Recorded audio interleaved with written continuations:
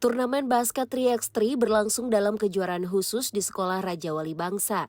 Tercatat sekitar 80 klub basket di kota Ambon ikut berpartisipasi meramaikan event ini.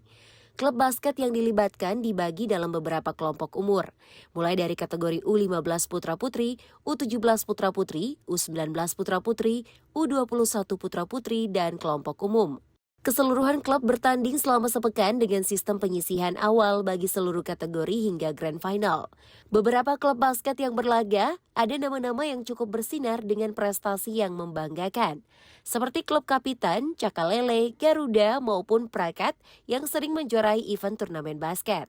Dari awal turnamen digelar klub-klub basket dari kelompok umum maupun beberapa sekolah juga menunjukkan performa yang tidak kalah.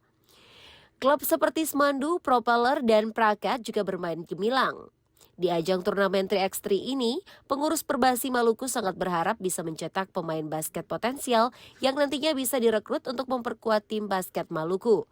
Pengurus Perbasi Maluku mengakui kekuatan bermain yang ditampilkan pemain muda dari berbagai kelompok umur sudah di atas rata-rata.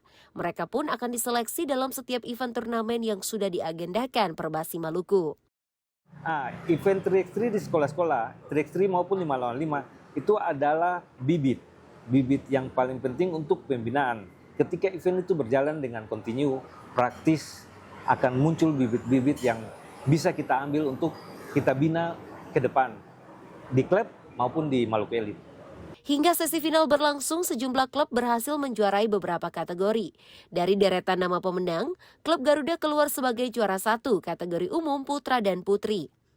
Klub Kapitan berhasil di posisi juara 2 untuk kategori U15 putri dan umum putri. Klub Prakat juga di posisi juara 2 kategori umum putra dan juara 3 kategori umum putri. Sementara di kategori U15 putra dan putri menempatkan klub MBA sebagai juara 1. Tim Liputan TVRI melaporkan.